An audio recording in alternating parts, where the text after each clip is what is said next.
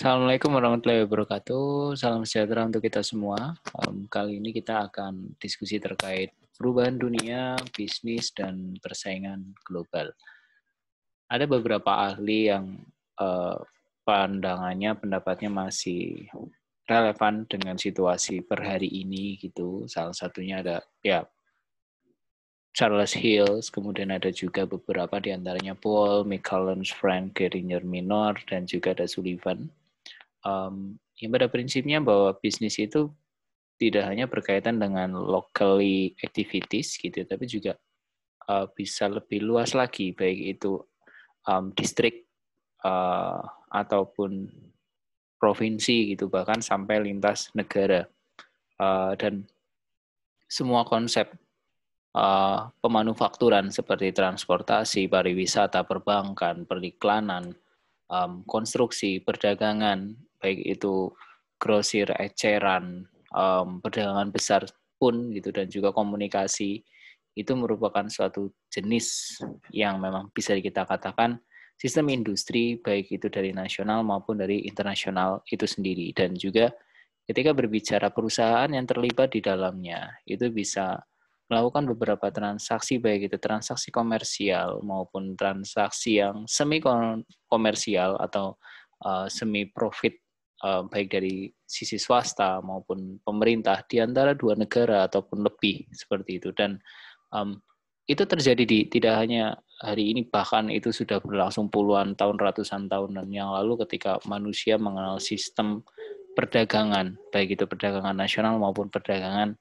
internasional itu sendiri. So, apa yang membedakan ataupun bagaimana sih karakteristik konsep dari bisnis internasional maupun dari domestik itu sendiri? Yang paling menonjol adalah dari melibatkannya aktivitas perseorangan maupun kelompok di lintas negara.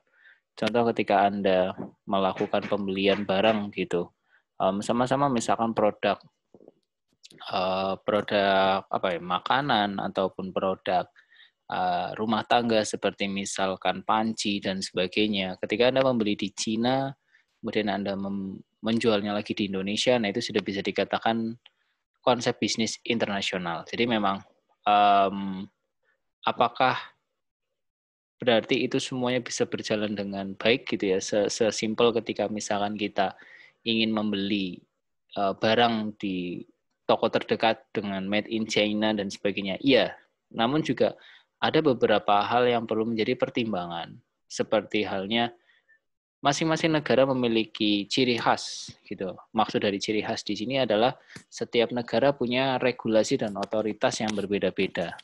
Misalkan saja ketika Anda ingin menjual beli jasa gitu, fotografi misalkan. Ya, ketika berbicara foto, oke, orang yang ada di Indonesia misalkan, mungkin tidak, ada beberapa di antaranya mungkin tidak masalah dengan regulasi copyright misalkan. Tapi di beberapa negara misalkan Eropa ataupun Asia Timur misalkan atau Asia Barat gitu ya, tidak semuanya aware dengan hal itu. Gitu. Mungkin malah justru lebih lebih apa ya, secure terhadap hal-hal yang seperti itu. Nah, ketika Anda ingin menjual jasa Anda atau Anda ingin menjual foto Anda, itu kan ada beberapa hal yang harus diikuti sehingga Anda bisa menjalankan bisnis internasional Anda dengan baik dengan satu bidang yang Anda tekuni pastinya. Dan bisnis internasional harus mampu bekerja dengan berbagai kendala perdagangan dan juga investasi yang ditetapkan suatu pemerintah, utamanya terkait dengan beberapa konsep, ya kita sebut apa ya, kalau saat ini kan sedang benar-benar marak bisnis yang berbasis pada e-commerce gitu loh. Karena memang ketika kita berbicara e-commerce itu seperti menghapus semua barrier yang ada di suatu negara itu. Anda buka, misalkan saya sebut satu merek, Anda buka Amazon, Anda buka Alibaba, bisnis internasional itu sudah sangat mudah saat ini. Gitu. Jadi ketika Anda ingin mencari klien dan sebagainya, Anda bisa berhubungan langsung dengan klien itu melalui satu platform gitu ya. Nah, di pemerintah pun per hari ini sudah akan mulai meluncing beberapa konsep kedai reka gitu, yang mana mempertemukan antara industri-industri yang ada di dalam negeri maupun luar negeri dengan perguruan tinggi, dengan para inventor ataupun inovator gitu yang memang ya itu yang dibutuhkan seperti loh, karena memang kita harus mampu melakukan konsep bekerja, terlebih kendala bekerja biasanya terkait dengan waktu. Ya kita sebut misalkan saja Anda punya jam kerja waktu Indonesia Barat misalkan jam 8 pagi sampai jam 4 sore. Tapi ketika Anda jam 4 sore di sini, mungkin di Inggris gitu ya, baru mulai jam 9 pagian gitu, ataupun baru mulai jam 10. Jadi mereka baru mulai beraktivitas. Nah, untuk bagaimana mensinkronkan antara, orang-orang Inggris baru bangun nih hari ini nih. Padahal toko saya baru tutup gitu. Terus bagaimana agar bisa produk saya masuk ke Inggris atau orang-orang di Inggris yang membeli produk saya. Nah, berarti kan harus mampu bekerja dengan beberapa kendala, bukan kendala ya, tapi lebih ke tantangan yang memang waktunya memang berbeda, zonasinya berbeda, tapi mereka juga punya peluang untuk memakai produk yang ingin saya jual kayak gitu. Dan ya melibatkan yang paling menarik adalah melibatkan perubahan mata uang, kurs, kembali lagi. Ketika berbicara bisnis internasional, setiap negara biasanya memiliki mata uang yang berbeda-beda, mata uang yang diakui gitu ya. Ketika Anda memakai mata uang rupiah, mungkin ada sebagian yang mengakui itu, tapi mayoritas biasanya para pembeli gitu ya menyukai hal-hal yang ya lumrah lah di wilayahnya. Contoh ketika Anda membeli barang dari luar negeri, ya Anda harus menyesuaikan memakai dollar atau memakai pound sterling atau lainnya. Ketika misalkan produknya kita beli gitu atau produknya kita jual, Anda mendapatkan dollars. Tidak selalu ada di daerah kita itu ya yang mau menerima dollars itu sebagai mata uang pembayaran. Justru mereka lebih aware, pakai rupiah aja ada enggak? Pasti seperti itu bunyinya. Mayoritas sih seperti itu. Jadi memang ya bisnis internasional itu harus memahami konsep itu. Yang paling beberapa yang diantara pentingnya sih itu mata uang, kendala-kendala, tantangan-tantangan bekerja dengan zonasi waktu yang berbeda, investasi yang berbeda, konsep trading yang berbeda, maupun ciri khas dari kita sebut adat istiadat, modal sosial yang berbeda-beda. So perusahaan yang melakukan bisnis internasional bisa dikatakan multi domestik maupun perusahaan global yang memang memadukan operasional di seluruh dunia gitu ya. Seperti kalau kita sebut perusahaan global ya, Facebook, Instagram, Twitter gitu ya, McD gitu, KFC gitu ya. Nama-nama yang memang sudah sangat populer dan memiliki waralaba yang tidak hanya di satu negara, tapi di beberapa puluh negara, yang di satu negara pun itu tersebar ada beberapa outlet gitu loh. Seperti halnya saya sebut dari KFC, itu merupakan suatu perusahaan global, sebuah perusahaan global yang ya Anda mau makan KFC di Madiun misalkan, Anda mau makan KFC di Solo, Jakarta, Purwokerto, Bandung, Surabaya, ya, itu semua waralaba dengan satu konsep yang sama gitu ya. Produk yang dijual juga sama gitu ya, ayam seperti itu. Seperti itu. Dan ya perusahaan multi domestik menjalankan bisnis melalui beberapa unit perusahaan lokal di luar negeri dan sebuah organisasi dengan cabang di banyak negara, di mana merumuskan strategi bisnisnya sendiri berdasarkan perbedaan dasar yang dipahami. Ya, kemudian kita akan coba masuk ke konsep perdagangan dan investasi dalam bisnis internasional. So, ketika berbicara perdagangan dan investasi dalam bisnis internasional, kita perlu memahami bagaimana konsep perdagangan dan investasi itu sendiri serta tujuan awalnya. Jadi memang ketika kita berbicara investasi dan perdagangan internasional, sebenarnya kan ingin menciptakan tempat-tempat produksi di luar negeri yang baru. Menciptakan tempat-tempat produksi baru, tidak hanya di dalam negeri, tapi juga di luar negeri, dan untuk memenuhi konsumsi lokal, kemudian dan setelah memenuhi konsumsi lokal, ini merupakan sebuah hal yang bisa baik bagi industri itu sendiri agar bisa semakin besar gitu ya, dan lebih baiknya lagi memanfaatkan keunggulan kompetitif perusahaan gitu dengan menempatkan produksi di mana saja yang paling efisien. Jadi akhirnya ketika ada konsep investasi luar negeri, ada konsep perdagangan luar negeri. Jadi memang dengan kebutuhan konsumsi lokal gitu ya, orang itu bisa mendapatkan pangsa yang lebih besar. Yang semakin besar, yang semakin efisien gitu ya, dan akan mendapatkan profit ataupun keuntungan yang sesuai dengan ekspektasinya, seperti itu. Dan misalkan saja ketika Anda menonton beberapa film hasil dari garapan Marvel gitu, secara tidak langsung Anda sudah menjadi konsumen dari konsep perdagangan internasional sendiri. Konsep perdagangannya adalah dalam bentuk jasa. Membuat karya, baik itu tontonan kita sebut misalkan Avengers, kemudian ya Doctor Strange dan sebagainya gitu ya, beberapa tokoh-tokoh atau action figure yang ya semua orang suka gitu ya. Tapi ketika misalkan Marvel hanya bermain di wilayahnya saja atau wilayah intinya saja, mereka mungkin tidak akan mendapatkan keuntungan yang sesuai dengan ekspektasi dan mungkin hanya sekedar break even point gitu ya. Dari berapa biaya produksi yang digunakan untuk membuat karya dibandingkan dengan pendapatan yang diharapkan. Nah, dengan adanya konsep perdagangan internasional itu, akhirnya siapa itu Marvel, apa karyanya? Oke, Avengers gitu ya.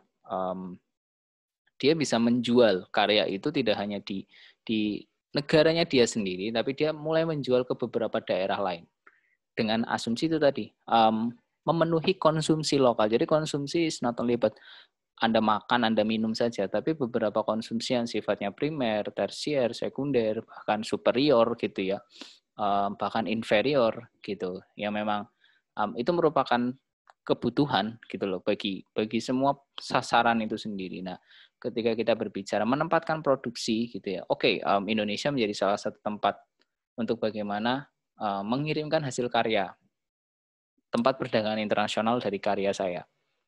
Misalkan Marvel gitu menyebutnya. Dan dengan konsep seperti itu, Marvel mampu meningkatkan perdagangan internasional secara ekspor gitu loh, bukan secara impor. Dia bisa mengekspor karyanya, dia bisa mengekspor barangnya, barang dan jasa gitu ya. Kalau kita berbicara Marvel kan mereka menjualnya adalah jasanya. Dalam rangka apa? Meningkatkan penjualan. Dia menjual ke beberapa bioskop-bioskop gitu. Dia kerjasama dengan waralaba bioskop, entah itu XX1 dan sebagainya gitu ya. Kemudian dari setiap berapa tiketing yang dibeli, masuk berapa persen ke Marvel dan sebagainya, berapa persen yang masuk ke bioskop dan sebagainya. Ya, pada prinsipnya adalah meningkatkan penjualan dan bagaimana meningkatkan strategi itu. Karena lagi-lagi persaingan tadi di awal kan persaingan global. Jadi ketika Anda menjual suatu karya, suatu produk, itu saat ini tidak hanya bermain di dalam era oke Indonesia aja tidak, tapi ada luar negeri produknya apa, dalam negeri juga produknya apa, dan ya biarkan masyarakat yang memilih. Itulah yang disebut dengan konsep perdagangan internasional. Dan arahnya sendiri, negara-negara industri biasanya akan mengekspor ke negara-negara yang memang di seluruh dunia dengan imbalan bahan mentah. Jadi kayak misalkan di Indonesia, mungkin ya oke, sudah ada produk. Misalnya kita akan coba diskusi terkait produk yang menarik ya, transportasi gitu. Indonesia sudah mulai mengeluarkan trademarknya, namanya ya trademarknya bernama SMK gitu. Ya itu adalah suatu produk industri yang bisa dikatakan menarik. Salah satu pionir dalam bisnis transportasi. Walaupun mungkin masih harus banyak pengembangan gitu dibandingkan dengan produk sejenis yang sudah memiliki trademark yang sangat mendarah daging di Indonesia. Contoh Honda, Yamaha, Suzuki, Toyota dan sebagainya gitu. Ya, namun itu merupakan langkah awal yang sangat baik. Nah, di awal saat ini biasanya di awal-awal ketika Indonesia belum memiliki trademark dengan nama SMK itu, Indonesia mayoritas menjual bahan-bahan mentah yang kemudian diekspor ke Jepang misalkan gitu, yang kemudian Jepang akan membuat satu produk, mohon maaf, Jepang akan membuat produk baik itu motor atau mobil gitu ya dengan bahan-bahan biasanya mayoritas salah satunya berasal dari Indonesia. Nah,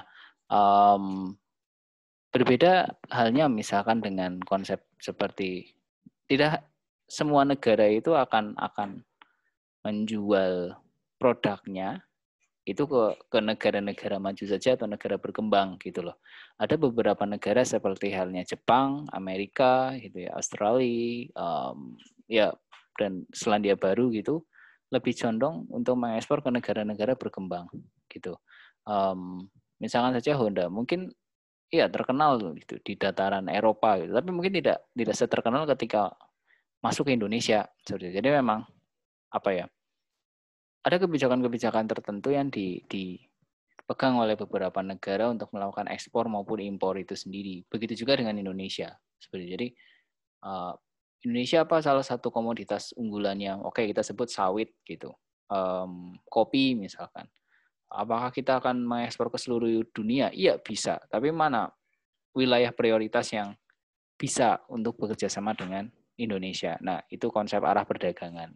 Jadi memang di dalam hal itu kita juga perlu memperhatikan siapa mitra dagang. Ada beberapa hal yang ketika berbicara mitra dagang itu kaitannya dengan iklim bisnis di negara yang akan menjadi mitra kita, peraturan-peraturannya bagaimana, kemudian apakah ada penolakan budaya yang kuat terhadap mitra dagang kita ketika kita ingin menjual produk di sana gitu, dan juga kita harus memperhatikan fasilitas transportasi ketika ingin menjual produk kita baik itu barang maupun jasa gitu ya, dan juga anggota-anggota saluran impor seperti halnya ya turunan ya pedagangnya, bank, pialang, pabean, apapun yang berkaitan dengan jasa kawasan eksportir itu sendiri. Dan last but not least, devisa untuk membayar ekspornya itu tersedia apa enggak, karena memang mau nggak mau kan kita harus melihat di sana dolarnya ada berapa, di sana rupiahnya ada berapa. Jadi agar tidak menjadi hal-hal yang gak enak di kemudian hari. Jadi memang ada beberapa hal yang perlu diperhatikan sebelum Anda mengeksekusi bahwa mengambil keputusan bahwa oke, ini akan menjadi mitra dagang kita seperti itu. Memasuki pasar luar negeri memang bisa meningkatkan laba dan juga penjualan, baik itu memasuki pasar baru, menciptakan pasar baru, dan meningkatkan pasar, serta bisa meningkatkan komunikasi dengan lebih baik. Saya rasa ekspor merupakan suatu alat yang paling bagus untuk memperoleh rasa bisnis secara internasional. Baik itu dengan keuangan yang terbatas maupun sumber daya manusia yang terbatas. Seperti itu.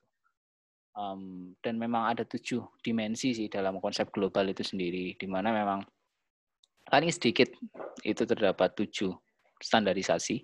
Yang pertama adalah produk, pasar, promosi, nilai tambah produk, strategi kompetitif, penggunaan personil bukan dari negara asal gitu ya. Jadi kalau berbicara personil bukan dari negara asal, ya kita mengikuti tadi pengembangan promosi dan nilai tambah. Misalkan Anda membuat iklan gitu yang menjadi brand ambassador-nya atau yang menjadi action figurnya adalah orang-orang yang asli di daerah itu gitu loh. Jadi bukan Anda orang asli Indonesia, Anda menjualan di Malaysia, Anda pakai model orang Indonesia, tapi Anda pakailah model orang Malaysia. Anda menjual di Inggris, pakailah model orang Inggris. Itu sebagai penggunaan personil bukan dari negara asal. Setidaknya 7 dimensi itu, dan juga memperluas kepemilikan global. Dalam hal ini biasanya sih berkaitan dengan perusahaan dan juga pengembangan ekspansi bisnis dalam bentuk saham. Ya ada sebuah kondisi di mana perusahaan-perusahaan yang memang sudah kita sebut apa, unicorn, decacorn gitu ya, yang memiliki valuasi miliaran dolar gitu, mereka akan menjual kepemilikannya ke masyarakat untuk menambahkan modal lagi, seperti itu.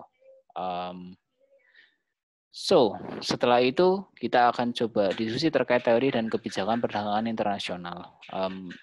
Pentingnya apa sih sebenarnya kerjasama ekonomi internasional? Balik lagi, setiap negara memiliki competitive advantage dan absolute advantage gitu ya. Ada yang memang kita harus membutuhkan negara lain untuk menciptakan sebuah interaksi, pertukaran, dan spesialisasi. Ya, sebagai contoh gitu, saya memakai laptop yang bukan dibuat di Indonesia gitu. Kenapa saya melakukan hal itu? Ya karena saya merasa mungkin Indonesia saat ini ya sepemahaman saya belum ada brand atau trademark yang mampu membuat fasilitas komputer sesuai dengan yang saya pakai sekarang kayak gitu. Oleh karena itu saya membeli. Tapi apakah saya belinya di luar negeri? Tidak, saya belinya di Indonesia tapi pembuatannya bukan di Indonesia. Seperti itu. Jadi ada oleh karena itu saya bisa memakai, saya bisa melakukan hal-hal yang seperti ini, saya menciptakan karya dan sebagainya. Yaitu tadi karena prinsipnya adalah makhluk sosial yang saling melengkapi gitu. Karena di Indonesia mungkin belum ada. Saya cari yang ada.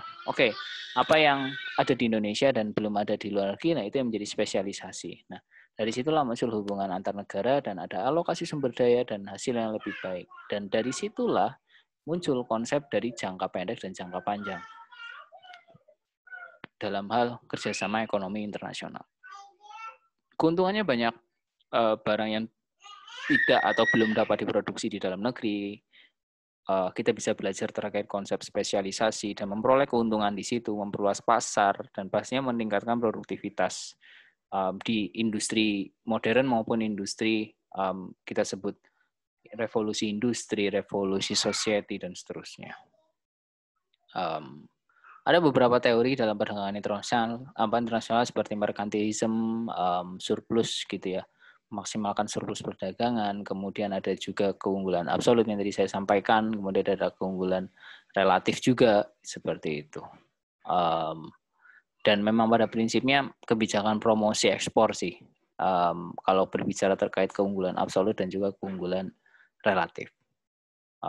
Bentuk-bentuk proteksinya seperti tarif, kuota, baik itu yang masuk ke pasar domestik berapa, yang memakai produk luar berapa, karena memang ya kembali lagi ketika produk luar dalam tanda kutip lebih baik gitu ya, istilah baik lebih dan tidak akan sangat perspektif, tapi ketika kita anggap saja ada produk yang mungkin kita sudah bisa buat, tapi ada produk dari luar negeri yang masuk dengan harga yang lebih murah dan produk yang mungkin lebih catching gitu ya, promosinya lebih menarik, lebih baik ketika dipakai, lebih useful, mungkin ya friendly user gitu.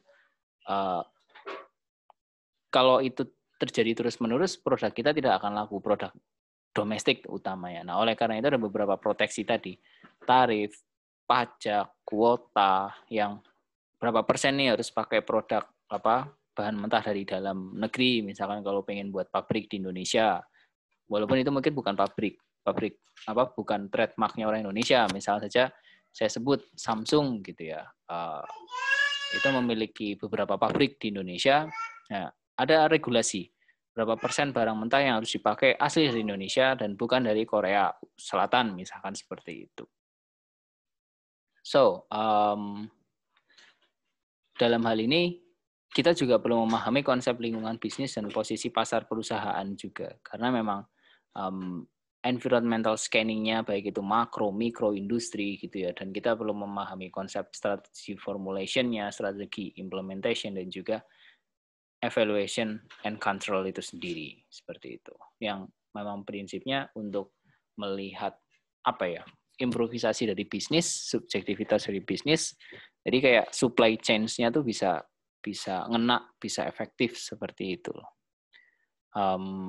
Dan memang sesuatu yang berada di luar organisasi, di lingkungan gitu ya, itu bisa berpengaruh dan mempengaruhi arah dari kebijakan organisasi itu dalam mengelola bisnisnya, baik langsung maupun tidak langsung itu sendiri. Jadi memang analisis lingkungan baik teknologi, ekonomi, politik, hukum, sosial, budaya, dan demografis itu penting sekali untuk dipahami. Dan analisis lingkungan dalam sisi ekonomi juga penting karena melihat dari sumber daya alam, sumber daya manusia, prasarana dasar, modal, dan juga hal-hal yang berkaitan dengan rasio hutang, neraca perdagangan, transaksi, maupun modal domestik. Dan ini juga berkaitan dengan teknologi seperti komputerisasi, inovasi, hosting client server, bandwidth, sarana multimedia, dan sebagainya. Ada juga dari konsep politik dan hukum, regulasi, hukum, kepastian, stabilitas, peran pemerintah, seperti itu. Ada juga dari sisi sosial, budaya, seperti persepsi kemanusiaan, persepsi waktu, orientasi pasar, making a decision, gitu ya, interaksi sosial, dinamikanya, dan seterusnya. Dan ya berkaitan juga dengan kependudukan seperti migrasi, urbanisasi, status kesehatan juga seperti itu. So dalam hal ini juga kita perlu memahami konsep dari lingkungan industri itu sendiri. Seperti halnya kita berbicara bahwa industri sekelompok perusahaan yang menghasilkan produk yang sama atau mendekati sama yang ditawarkan untuk target pasar tertentu, dan perlu ada analisa juga terkait strategi perilaku bisnis dalam persaingan industri ini. Seperti itu. Dan mengapa perlu menganalisa analisis lingkungan dan juga ada konsep dari bisnis itu sendiri, karena ya apa yang kita jalankan kita harus melakukan strategi yang tepat agar bisa dijalankan dan juga bisa bersaing dengan para pesaing itu sendiri. Dan tidak hanya sekedar reaktif tapi juga bisa proaktif seperti itu. Jadi tidak hanya sebagai market follower tapi juga bisa menjadi market leader seperti itu. Ada beberapa pendekatan seperti struktural, kemudian ada pendekatan model matrix, daya tarik, dan kehidupan. Saya rasa seperti itu, dan konsep dari global environment ini sudah masuk ke dalam konsep lingkungan itu sendiri. Dan terima kasih atas atensinya, sampai bertemu di video selanjutnya. Wassalamualaikum warahmatullahi wabarakatuh.